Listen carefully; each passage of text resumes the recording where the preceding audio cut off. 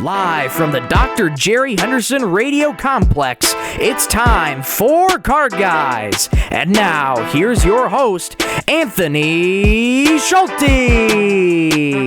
Good morning. Thank you, Michael, for the intro as always, and welcome to Card Guys Detroit Sports Talk, Season 4, Episode 20.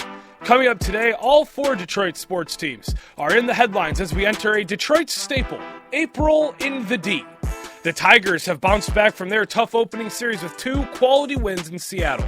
The fallout from the Tussle and Target Center has us saying one thing: free beef stew. The Red Wings choke a must-win game as Montreal comes from behind to win late. A disaster in Hockeytown. And the NFL League meetings have been ongoing throughout the week, and the Lions are making headlines. I'm Anthony Schulte. Joining me as always is my man, Ryan Donnelly. Hope your Wednesday is going well. First of all, free Isaiah Stewart. Free beef stew. And second of all, this is the last time I mentioned this. While I was in the Dominican Republic, I made a vlog. If you want to check out that vlog, we're going to link it in the description. I forgot to mention that on Monday's show when I was talking about my trip to the Dominican Republic. But now I will mention it to you. It's yours if you want to take a look. Link it in the description. It's a great watch. Watch this show first, and then watch my vlog, and then when you know it, the Tigers will be on. So Check it out. Link in the description. All right, and right next to me, Mr. Michael Rosenkranz. It's good to be here on a Wednesday. You woke up this morning, and I looked outside when I was going down the elevator in my dorm, and I said... There's a window in your elevator? I don't remember. There's a window in my dorm. Oh. The hallway to the elevator. Yes, there is, and there's no screen. Easily jump outable. Screen. Easily jump outable. Yes, What? Don't do that, kids. Don't try that at home. There's I looked out, and I saw snow on the ground, and folks, this is not an April Fool's joke. There is snow on the ground in Mount Pleasant. And today, what time are we living in? And today is also a severe weather advisory. Yeah, it's going to be 60 degrees later and thunderstorms. All day. We are in for a treat. A Michigan medley, if you will, when it comes to the weather. No Michigan doubt. weather Hey, I sucks. might be jumping out of that 4th floor window, if you know what I mean. Oh, my. Well, I don't want you to do that to yourself. A little but swan dive onto the Dining Connect roof. that would be a sight. All right, this show stinks. Let's get into 3 stars. Ryan, how about you start us off today? Okay, let's do it. My third star, I'm going to go with Dylan Dingler. On Monday against the Seattle Mariners, he had 5 at-bats, 2 RBIs, 3 hits. Good stuff from Dylan Dingler. He got the FanDuel Sports Network Player of the Game, and well-deserved, I will say. I wonder who the FanDuel Sports Network audio technician of the game was. Yeah, we'll get to that later. We'll get to that in a second in our Red Wings segment. My second star, 1 and 2, is so interchangeable because both of these performances are incredible. But I'm going to go Ellie De La Cruz as my second star. On Monday against the Texas Rangers, 5 at-bats, 4 hits, 2 home runs, and 7 RBIs. In his first game with the torpedo bat. Unreal stuff from one of the best shortstops in all of baseball. And my first star, my dad said he'd kill me if I didn't take him as my first star. I think you guys know who I'm talking about. Yes. Wardell Stephen Curry II. Last night against the Memphis Grizzlies, 52 points, 10 rebounds, 8 assists, 12 three-pointers, plus-minus of plus 17, nearly a 50-point triple-double. Unreal stuff from the 35-year-old. Those are my 3 stars. Michael.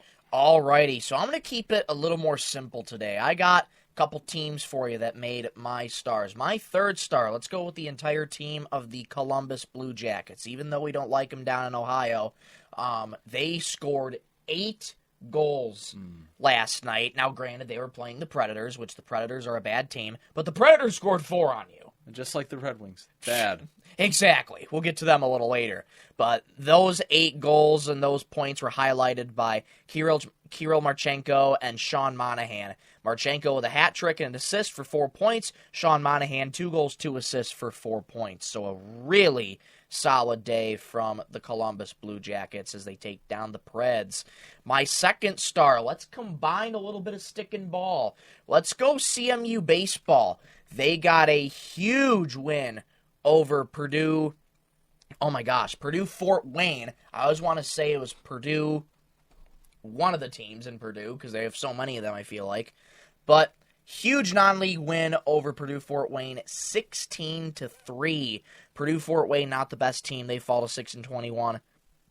Baseball trying to find a groove right back. They are now 11-18 on the season. 14 hits. So the offense exploding for CMU baseball. Continuing on with my second star, let's turn our attention to CMU softball. They had the rivalry game against Western Michigan at home yesterday. And to say that they wrangled up the Broncos was an understatement, because they won the doubleheader. It was a doubleheader. 13-0 in a mercy rule and 8-0 in the mercy rule. Jeez. Like, what in the world is a Bronco anymore, guys? We own them. We own them. So, awesome stuff to see from both baseball and softball. My first star, the great 8, Alex Ovechkin. Another goal yesterday. He got an assist as well for 2 points. 891. He's 4 away from the record. If he stays healthy, he's going to get it. Yeah. And that is insane. He is on pace to get it right now. Which is insane. He's going to get it this year. He's going to get it this year Possibly. at this clip. He only has a few games left, but Washington's already made the playoffs, so... And even if he doesn't get it, even if for some reason he doesn't get it this year, you can bet he's probably coming back next year to solidify that. Oh, yeah, for sure. Those are my 3 stars. All right, we'll head into my 3 stars real quick. Kind of a unique third star for me. We're going to go with the 7 through 9 hitters on Tuesday for the Tigers. The 7 through 9 hitters. Listen to this. This is from Rogelio Castillo. I probably botched that first name.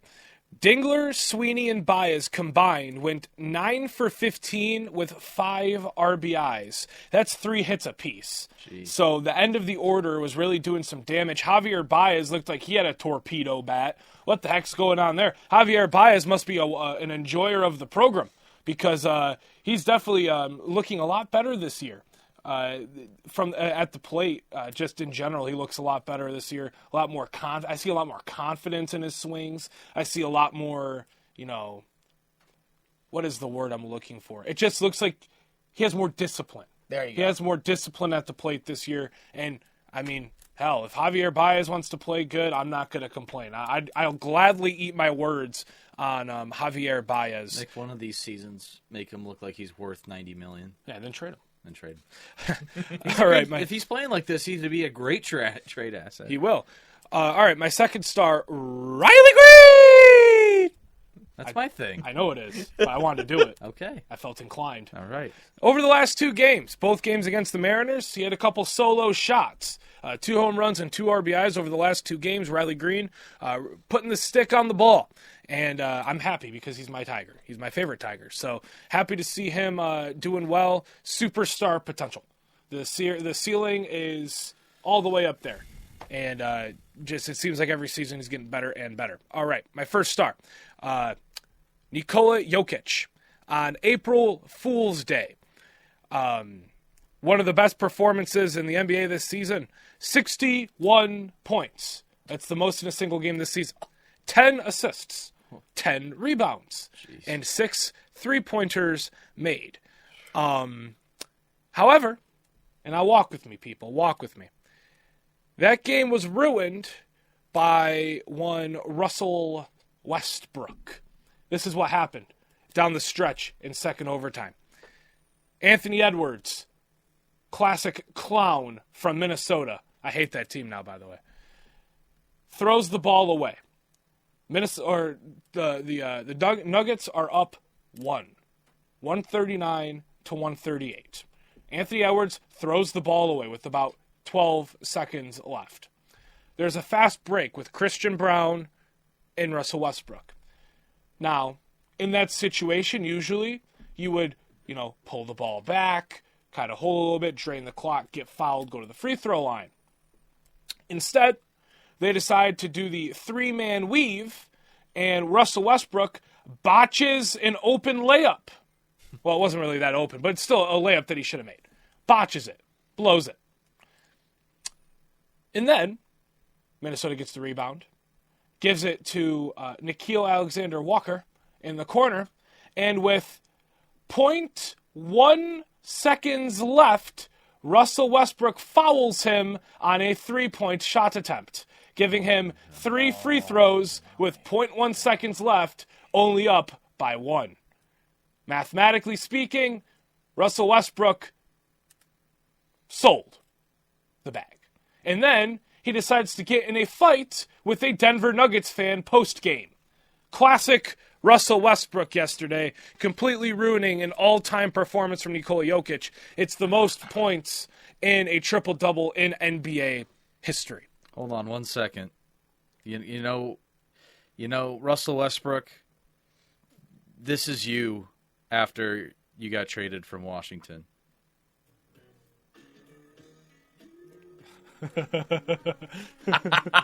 Yes, the Gap Band, a classic. Yes. Outstanding. What a For those classic. who don't know, that's the Washed anthem. Yes, that's the song that many online basketball pundits put over NBA players when they're quote-unquote washed. And Russell Westbrook has been washed since he got traded from He's been Washington. decent this year, but, I mean, he cost his team a very important game. All right. I don't care. He's still washed. Yeah, sure. So, that's 3 stars. All right, let's move on. We have the Detroit Baseball Tigers. Yes. What a 2-game bounce-back, rebound performance from the quote-unquote gritty Tigers. Tuesday, let's talk Tuesday first.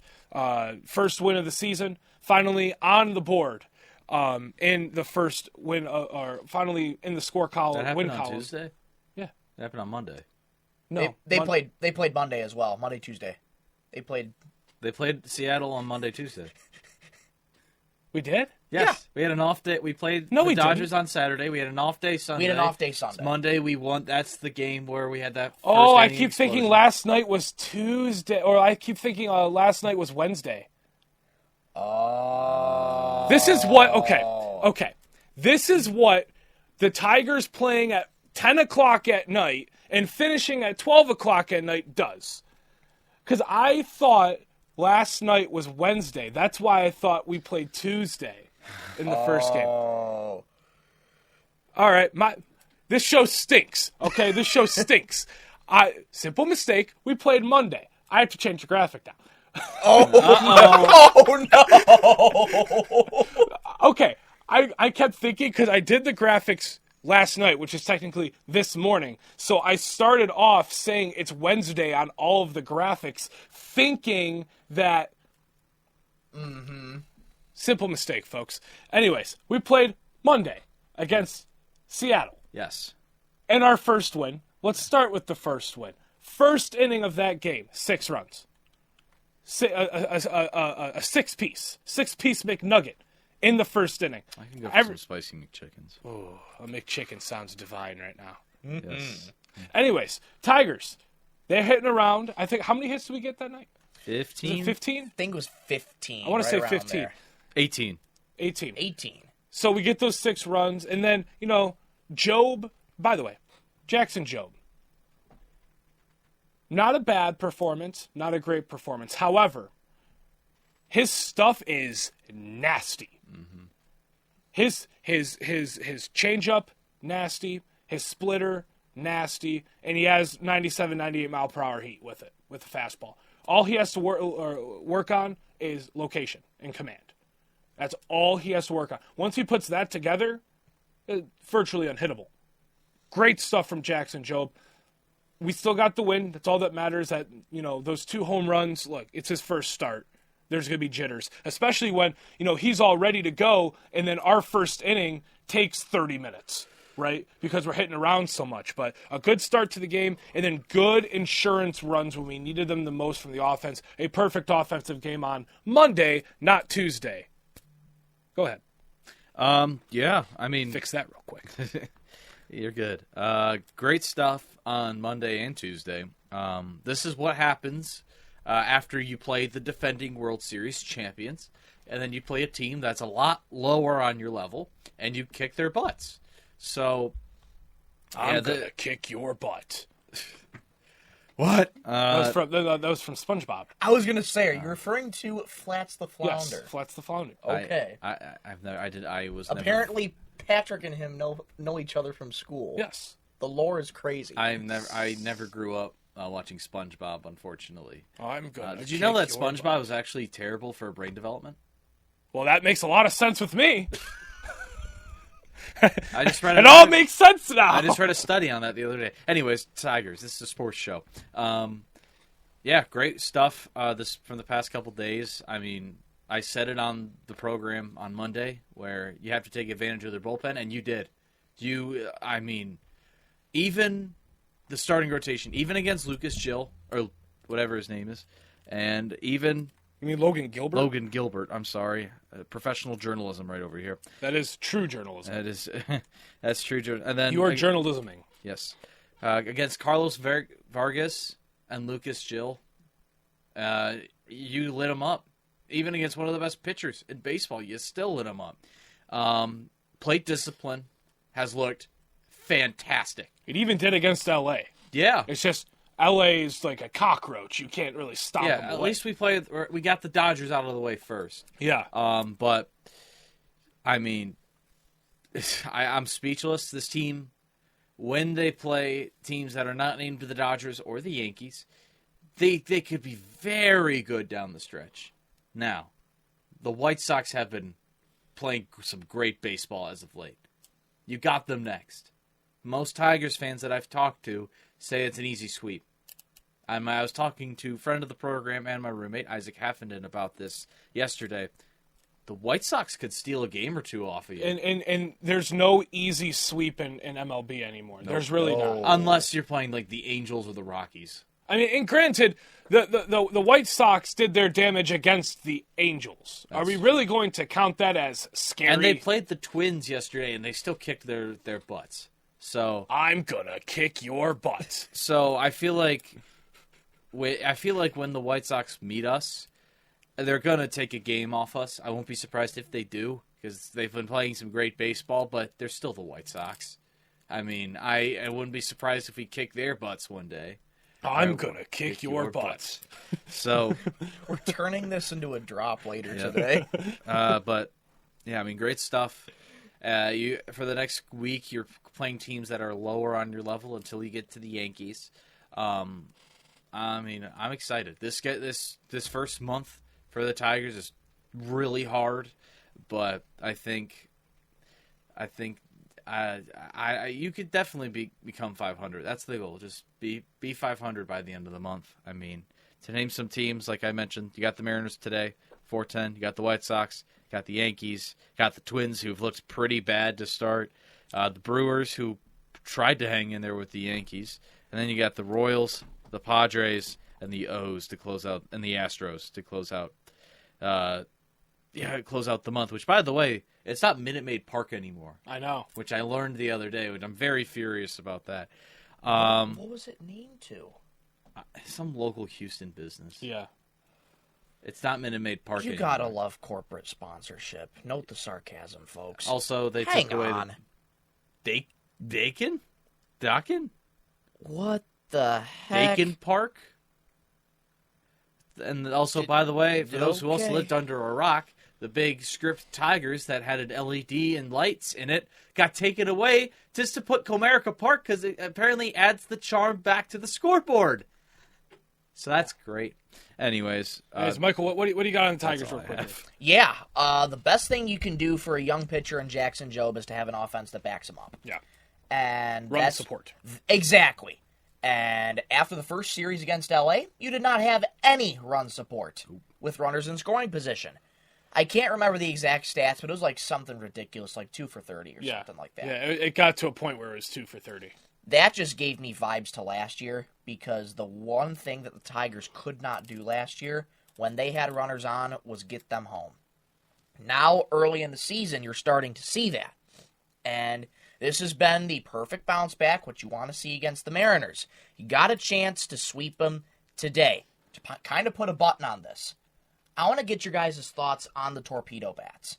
You know, you hear the Yankees busting them out, they score 20 runs. And you have other guys out. I want to shout out fellow CMU alum Ben Boscher really quickly, because he made a really good point yesterday. And say what you want about this certain player, but with the torpedo bats, I think it warrants something to be brought up. If this player were to use torpedo bats, he should be elected in the Hall of Fame. Barry Bonds. Yeah. If torpedo bats were to be existed then, Ben said Barry Bonds should be in the Hall of Fame. Say what you want about Barry Bonds. And Pete Rose. True.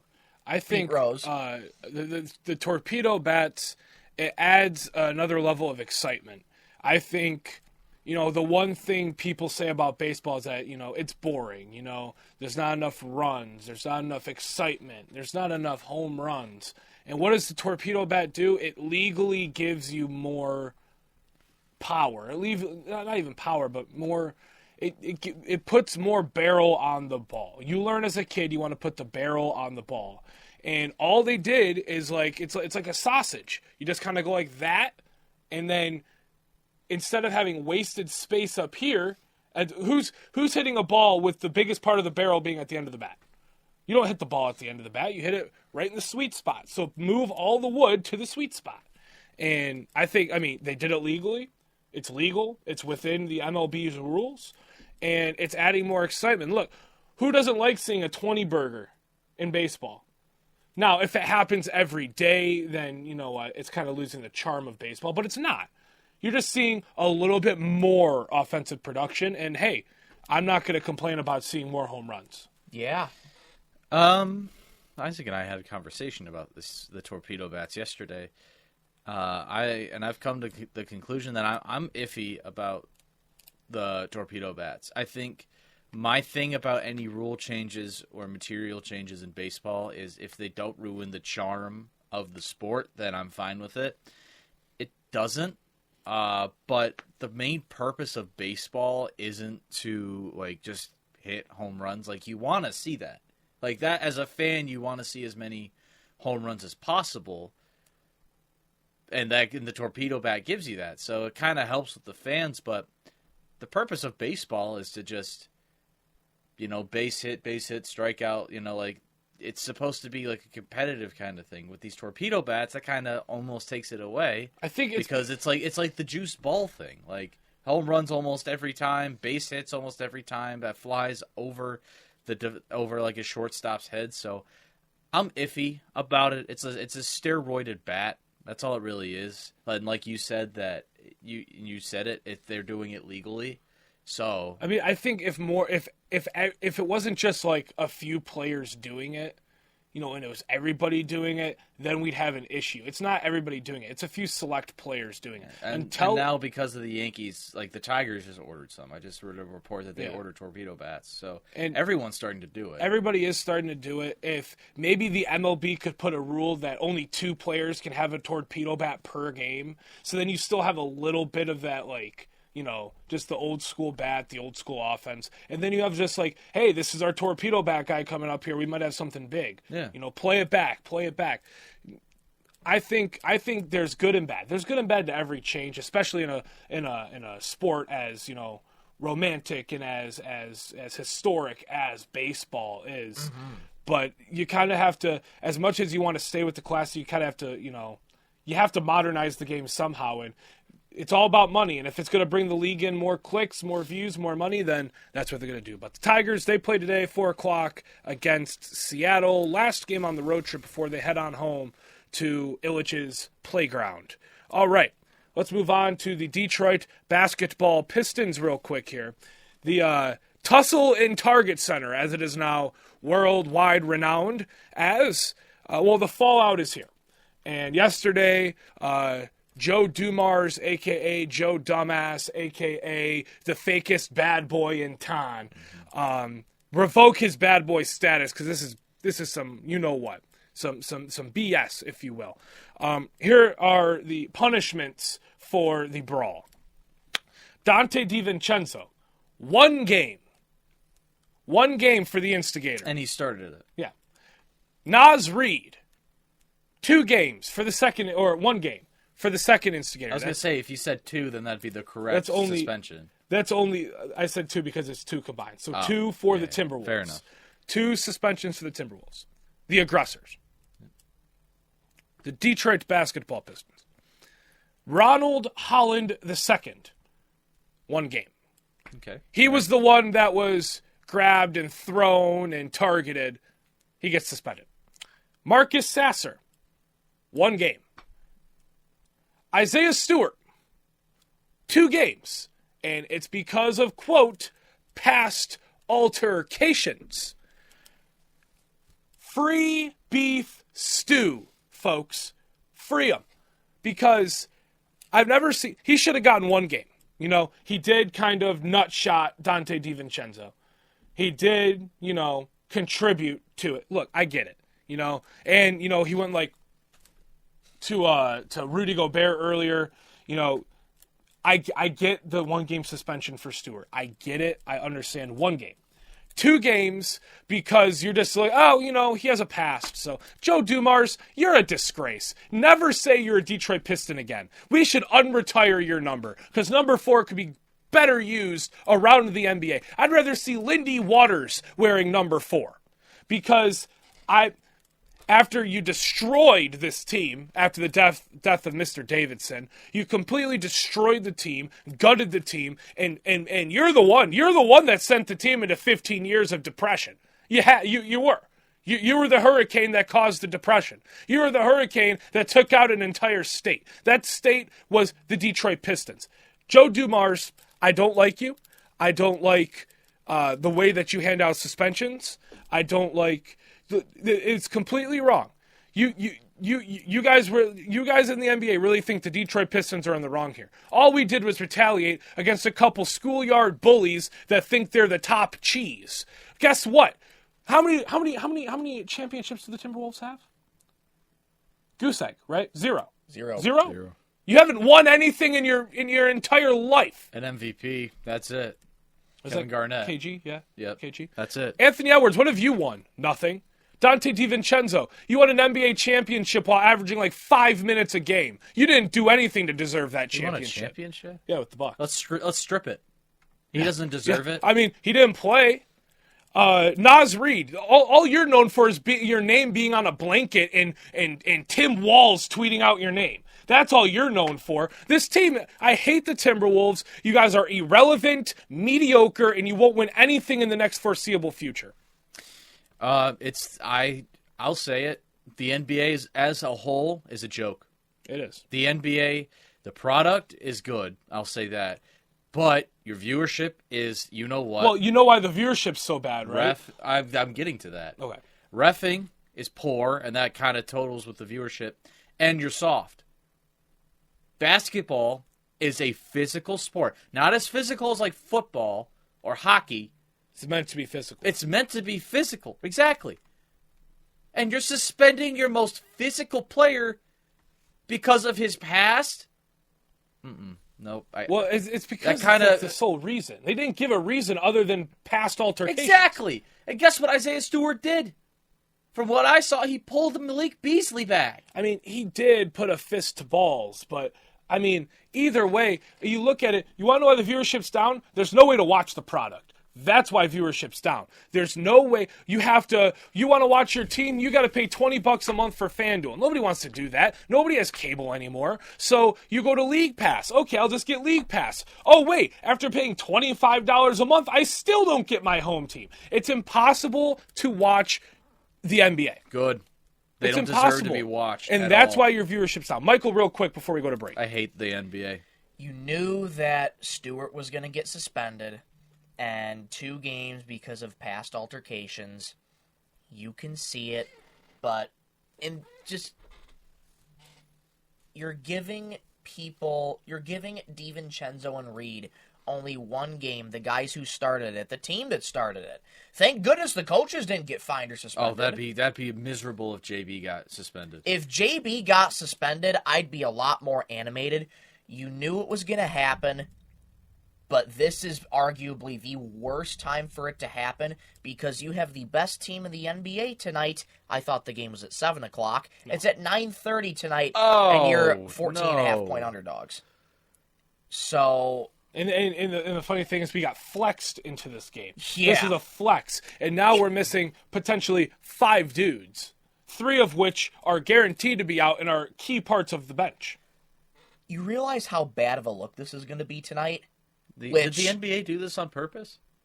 No, I don't think so. I just think it's really bad. They didn't do it on purpose. I just but think it's bad not, timing. It is. It's awful timing. I don't think it's a matter of where they did it on purpose, but you knew something like this was going to happen. Unfortunate. It's unfortunate, but you got to find a way to move past this. Free Isaiah Stewart. Detroit versus everybody. And I never thought I would live by that mantra, but that mantra just, it holds true. It really does sometimes. Real Detroit sports fans have lived through that mantra the entirety of like the past 10 years. This game, the Timberwolves game, the what you call it, the Tangle and Target Center? The Tussle and Target Center. The Tussle and Target Center kind of cemented why, and I've said this for years, the NBA just hates the Detroit Pistons. I mean, sure, they're flexing them to games, but when the Pistons, who the bottom feeder, the kids, just the people that are just in the basement for 15 years, and now they're good, you just want them to be bad again. Like, you hate JB Bickerstaff because he's in the right against you. JB Bickerstaff is complaining about the refs, as he should. That's his job. The refs this year has been worse than I've ever seen in any sport. Isaiah Stewart, sure, he's physical. Every NBA fan that's not a Pistons fan hates him. And I can see why. But, I mean, you don't have to suspend him because of his past.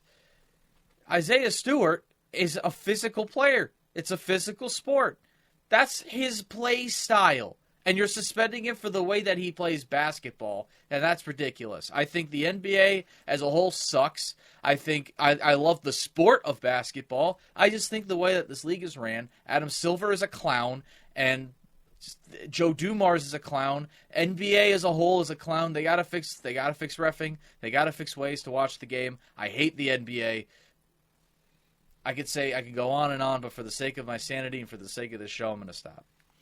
All right, so that's very. Can you tell we're a little animated today over the happenings of the Tussle and Target Center, the fallout of the Tussle and Target Center. As Michael mentioned, we do play the Oklahoma City Thunder tonight, flexing the national TV. Thunder are favored 14.5. The Cade Cunningham injury.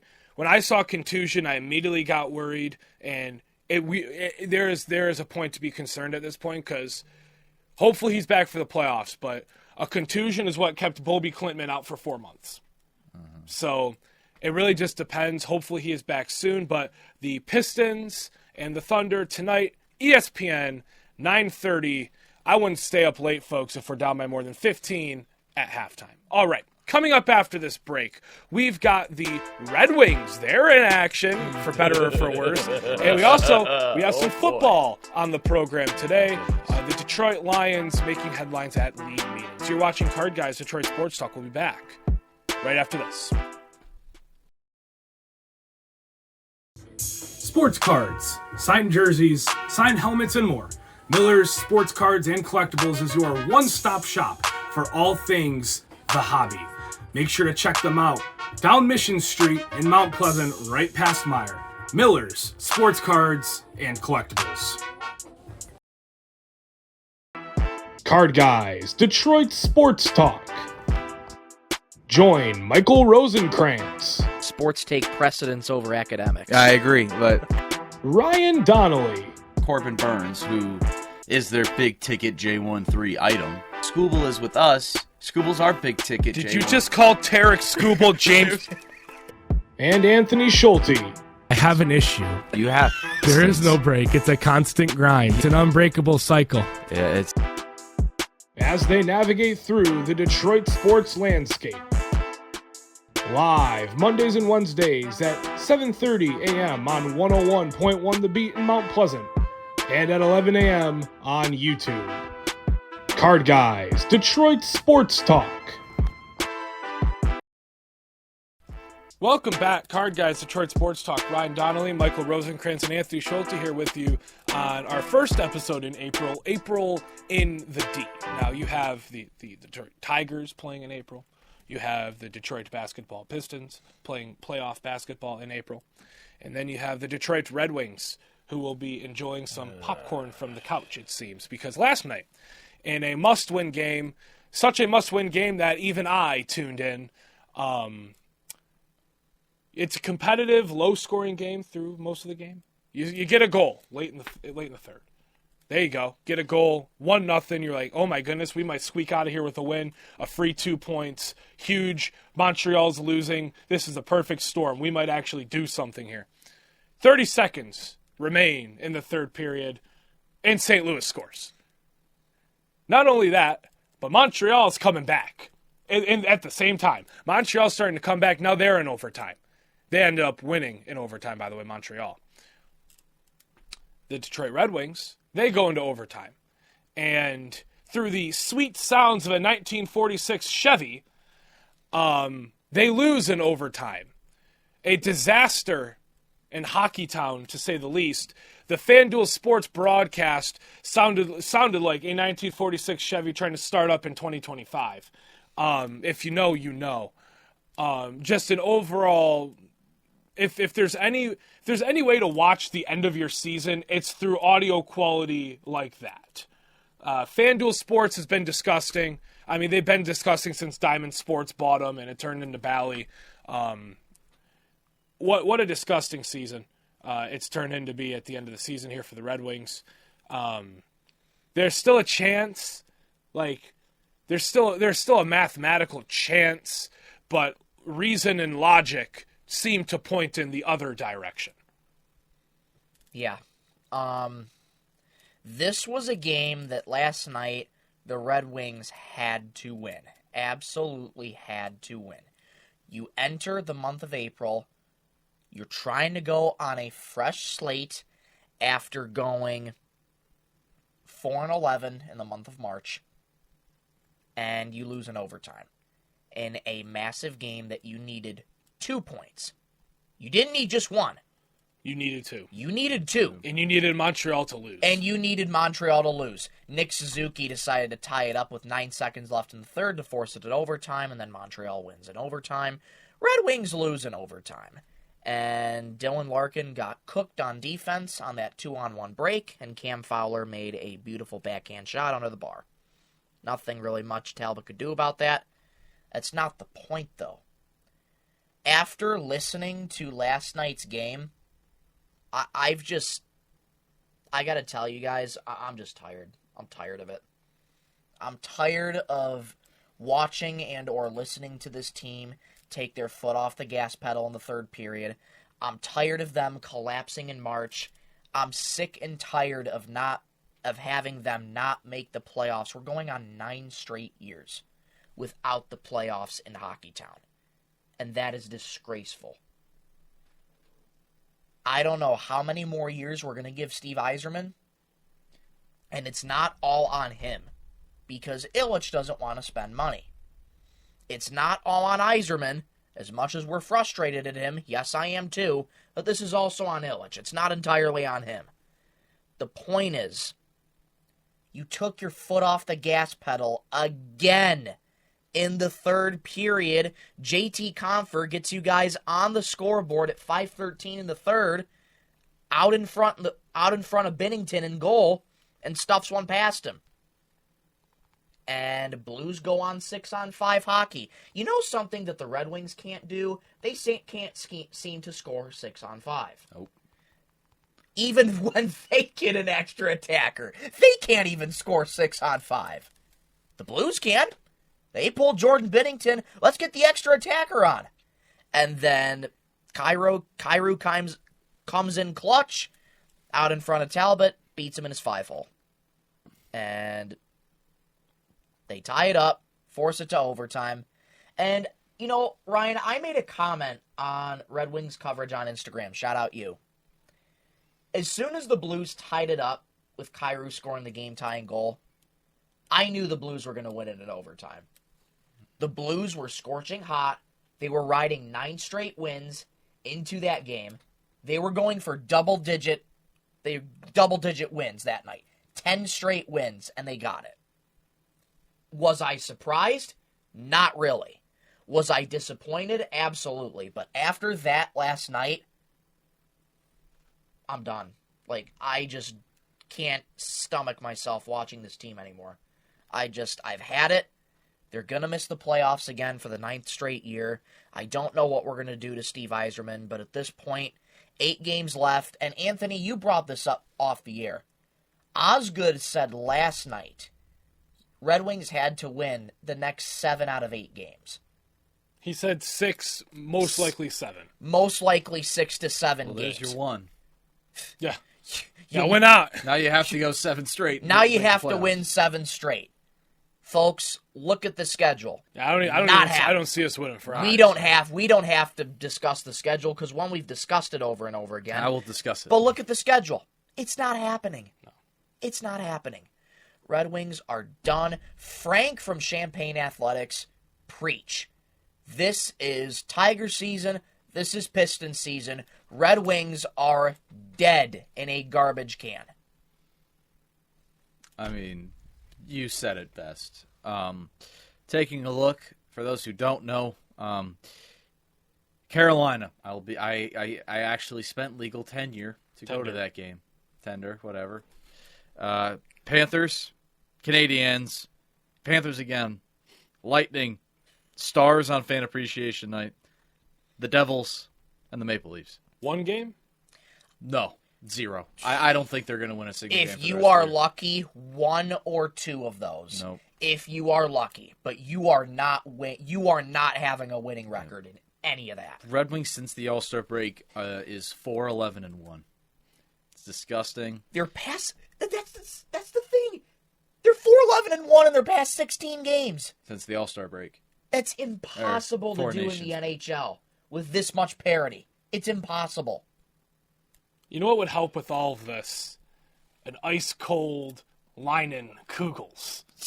Nothing sexier than a girl drinking a Leinen Kugel.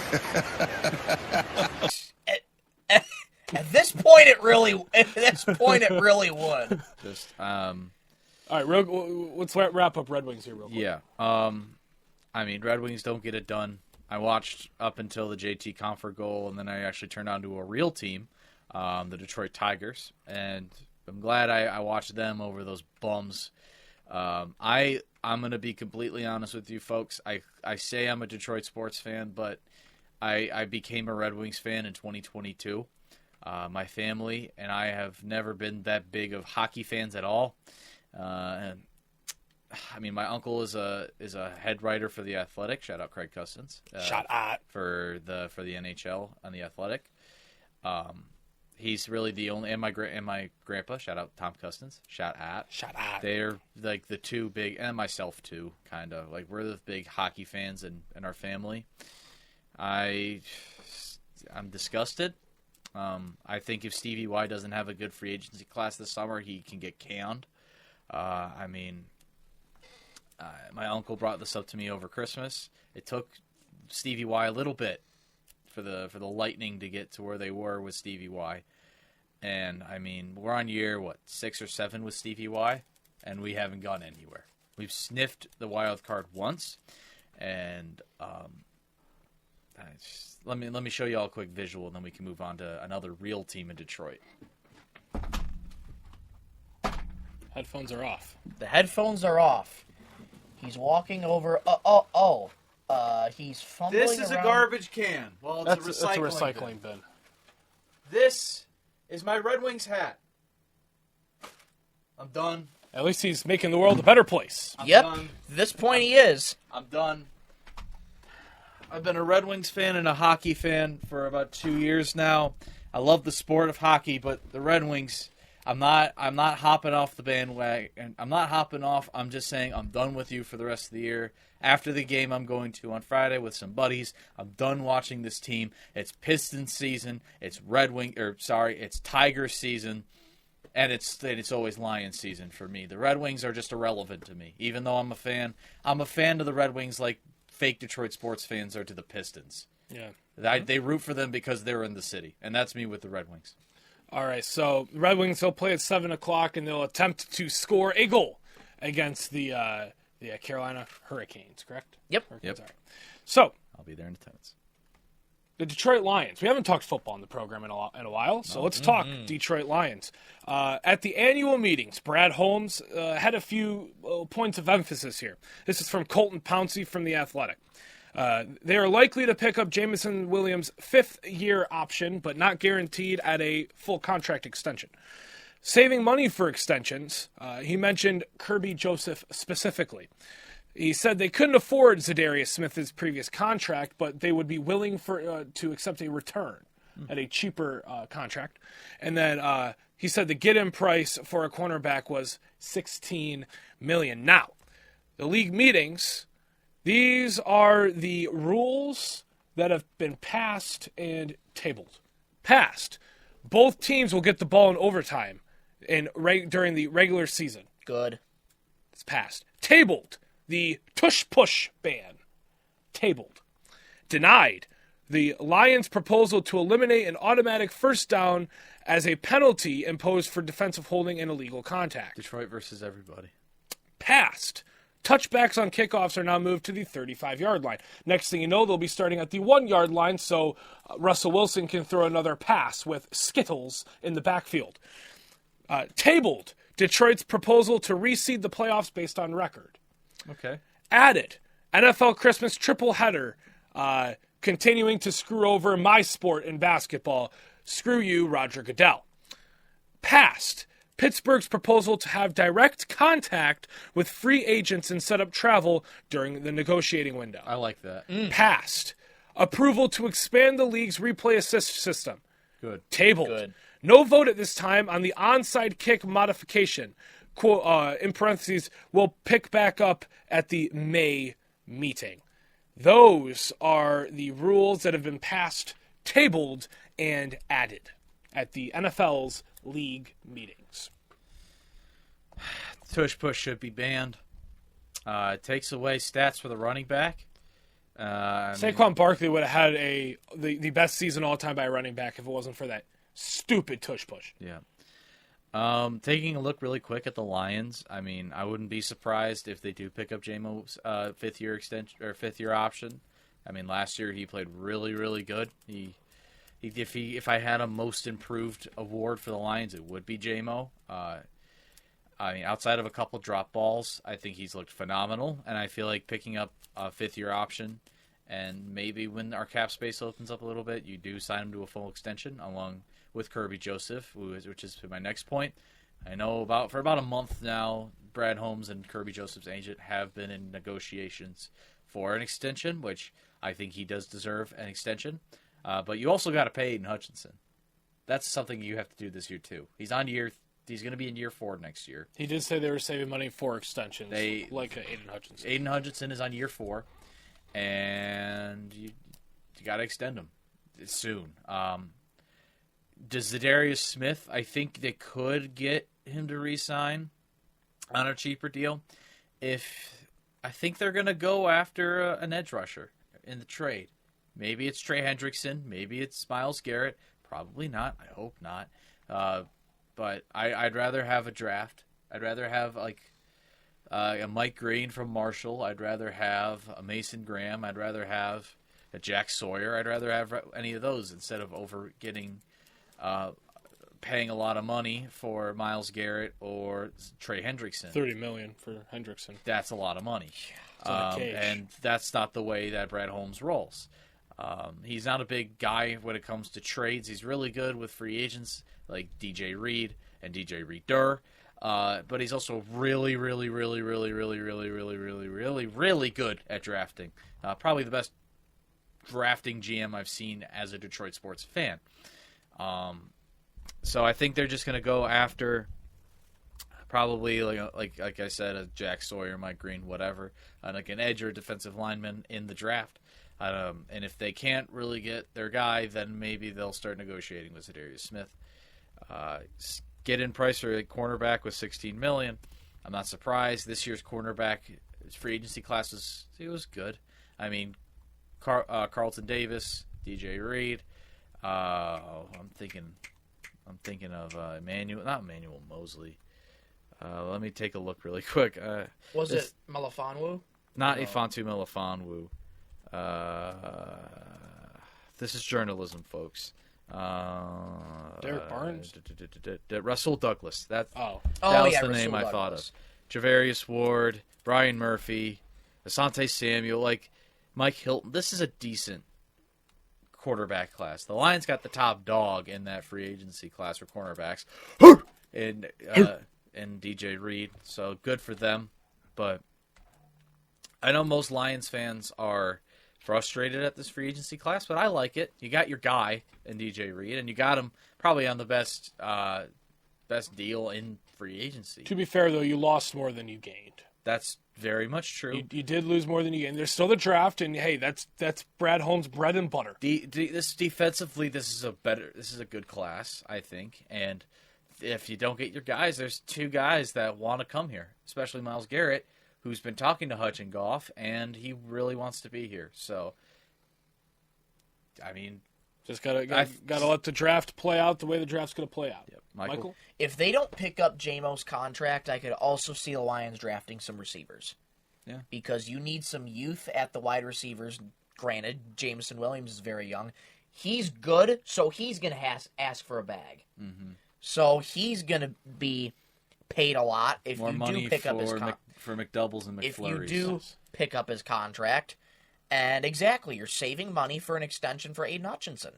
So this is a draft where, yes, you got to be smart with who you're picking, and because you don't want to lose a guy like Aiden Hutchinson, and you also don't want to lose a guy like Jameson Williams. Now, granted, we could all go without his very immature stuff because he's very immature. He does have to learn though, and I think that's what, if you pick up this fifth-year option, that's what you're banking on is, okay, all of the childish, immature antics are in the past. Granted, some of them weren't, as egregious as some fans made them out to be, myself included. But you're giving him that chance with that fifth year out. Like, hey, we'll pay you if you could show maturity and you can show growth on the field, because he showed a lot of potential, but there's still a lot of room for improvement. And I mean, the skill is there. The unteachable stuff is there. It's just, can he absorb the teachable stuff? Yeah. And I think that's what if they pick up the fifth year option, which I think they will, that's what that will unlock. Yeah, I mean, J-Mo's fast. He's probably the fastest wide receiver, one of the fastest wide receivers in football. He has decent hands. He's going to be your long-term deep ball receiver for a long time. Yeah, but he's really immature with the gambling stuff.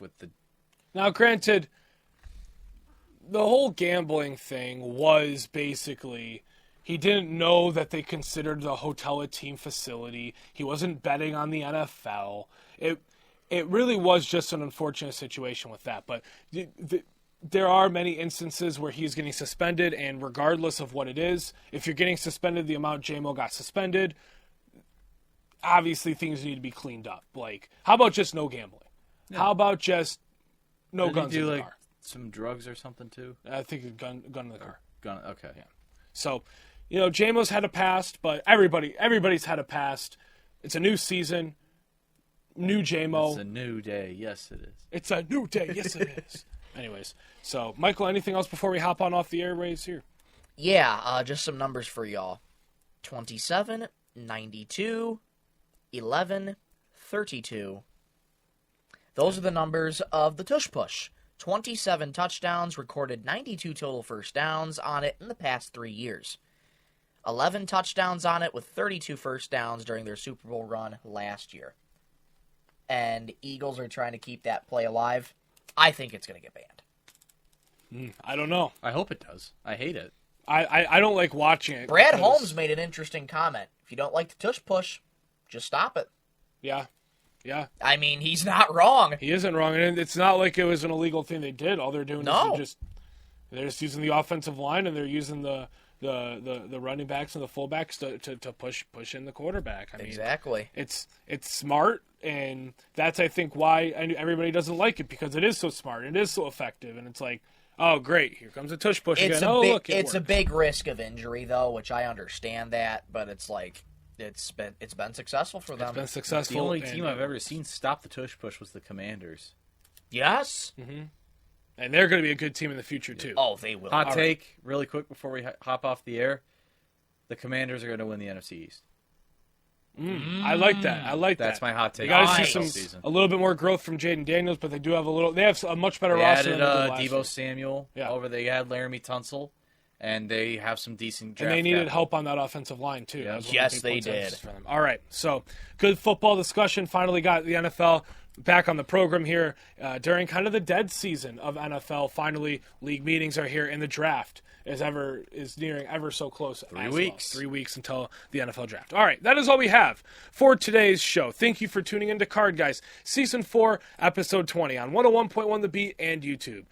Stay tuned or tune in Monday as we check in on the Pistons' hunt for a playoff berth. The magic number is 1. Just need one win, and you need the Magic and the Hawks to lose one more time, and that is clinched. And the Tigers, as they finally head home to Illich's Playground. For my good buddies, Ryan Donnelly and Michael Rosenkranz, I'm Anthony Schulte saying, so long, everybody. Love you, Mom and Dad. Surprise! I'm coming home this weekend for one night. If you smell